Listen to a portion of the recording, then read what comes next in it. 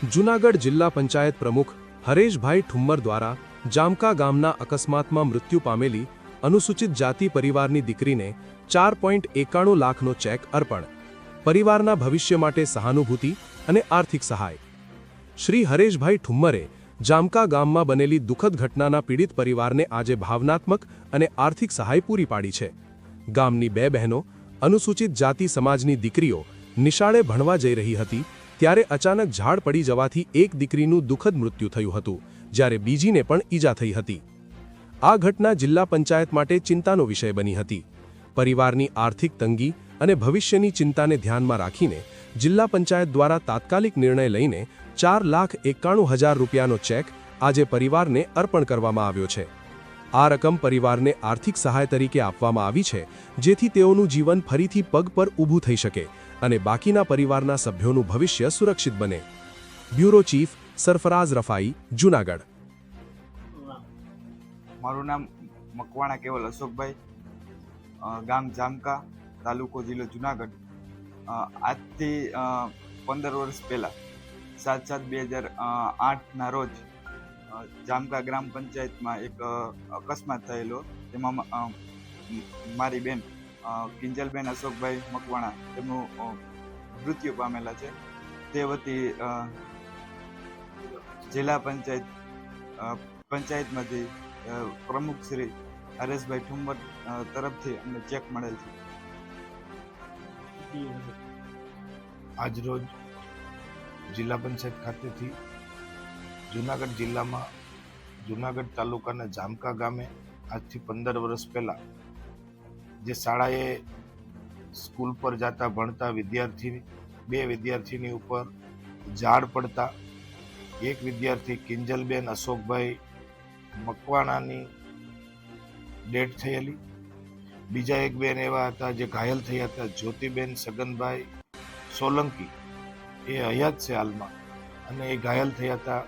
તેઓને બંનેને, જે કિંજલબેન છે એનું મૃત્યુ પામેલા એટલે કે એમને ₹4,21,000 અને જે ઘાયલ થયા હતા જ્યાં ઝાડ પડવાથી જે જ્યોતિબેન સગનભાઈ સોલંકીને ₹70,000 એમ કરીને જિલ્લા પંચાયતની સ્વભંડોળની ગ્રાન્ટમાંથી, અમારી જિલ્લા પંચાયત હસ્તક શિક્ષણ સમિતિમાંથી અમે આને ચેક વિતરણ કરીને એમને આપીએ છીએ. હાઈકોર્ટનો હુકમ છે. આ અમારું જિલ્લા પંચાયત વતી આ બંને પરિવારને સાંત્વનતા રૂપે આજે ચેક અર્પણ કરીને એમને આશ્વાસન આપીએ છીએ. આ તકે જામકાના જે તે વખતના સરપંચ પરસોત્તમભાઈ સિદ્ધપરા, અમારા જિલ્લા શિક્ષણ અધિકારી લતાબેન, અમારા શિક્ષણ સમિતિના ચેરમેન બેન શ્રી સાકરબેન અર્જુનભાઈ દિવરાણીયા, સૌએ મળી અને આ નિર્ણય અમારી કમિટીએ લીધેલો છે. અને આ ઘાયલ પરિવારને અને મૃતક આત્માના પરિવારજનોને આ ચેક અર્પણ કરીને આજે અમે એની જિલ્લા પંચાયત વતી એમનું સાંત્વના પૂરી પાડીએ છીએ. નમસ્તે, હું પરસોત્તમ સિદ્ધપરા, ગામ જામકા, તાલુકો જિલ્લો જૂનાગઢ, ગુજરાત. આજથી 15 વર્ષ પહેલા જામકા ગામે અમારી સ્કૂલમાં ભણતા કિંજનબેન અને જ્યોતિબેન, 2 વિદ્યાર્થીનીઓ ભણતા જ્યારે સ્કૂલમાંથી નીકળ્યા ત્યારે પવનની ગતિ વધારે હોવાના કારણે એક લીમડાનું ઝાડ પડેલું. એમાં એક કિંજલબેન છે એમનું મૃત્યુ થયેલું અને જ્યોતિબેન છે એ માથાના ભાગે ઈજા પામેલા. અને એનું સોલ્યુશન આજે અમારા જિલ્લા પંચાયત શ્રીના પ્રમુખ શ્રી હરેશભાઈ ઠુમ્મરે, આજે આમ તો એમનો વિદાયનો દિવસ છે છતાં જિલ્લા પંચાયતના સ્વભંડોળની ગ્રાન્ટમાંથી શિક્ષણ અને શિક્ષણ સમિતિના ચેરમેન દ્વારા આ રજૂઆત કરતા અમારા વર્ષો જૂનો જે પ્રશ્ન હતો અને કોર્ટ કેસ ચાલતો હતો તેનું આજે સુખદ અંત આવ્યો છે. અને એમના પરિવારને જે કાંઈ મળતી કોર્ટે કરેલા હુકમની જે રકમની સહાય છે તે 4,70,000 એમ બંને દીકરીઓને, એક મૃતક દીકરીને 4,20,000 અને જે અત્યારે હયાત છે એમને 70,000 જેવી રકમ જિલ્લા પંચાયતના સ્વભંડોળમાંથી આપી અને અમારા વર્ષો જૂનો પ્રશ્નો છે તે અમારા જિલ્લા પ્રમુખ શ્રી હરેશભાઈ ઠુમ્મરે એમને રજૂઆત કરતા એમણે અંગત રસ લઈ અને ખૂબ સારું નાના પરિવાર માટે અને અમારા ગામ માટે કામ કર્યું છે. અસ્તુ ભારત.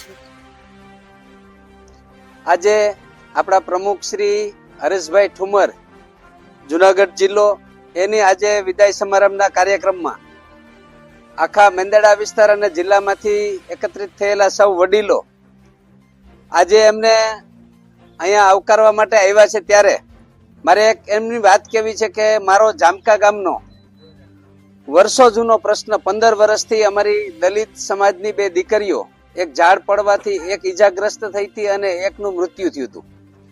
તે જિલ્લા પંચાયત અને શિક્ષણમાં વર્ષોથી પ્રશ્ન ચાલતો હતો, ઘણી રજૂઆતો કરી, પણ અચાનક હરેશભાઈ મળ્યા અને એમણે કીધું કે પરસોત્તમભાઈ હું આ કામ કરી આપીશ. એટલે આજે જ એમના વિદાય સમારંભના દિવસે 2 દીકરીઓને 5,91,000નો ચેકનું આજે વિતરણ કર્યું છે. એમની કોઠાસૂઝ, એમનો સંભાવ, એમની કોઈ સારી નીતિથી છેવાડાના ગામડા સુધી સરકારશ્રીની આશીર્વાદરૂપ યોજનાઓ પહોંચી છે. અમારા જામકા એટલે જુનાગઢ તાલુકાનું છેલ્લું ગામ અને 2 તાલુકાની બોર્ડરને મળતું ગામ.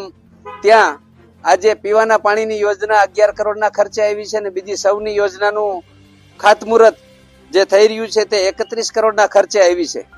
જામકા ગુંદાળાનો રસ્તો છે તે વર્ષો જૂનો પ્રશ્ન આઝાદી આજ સમય સુધીનો હતો, તેનું પણ નિવારણ થઈ ગયું છે. તે પણ એસ્ટિમેટ લેવલે પહોંચી ગયું છે.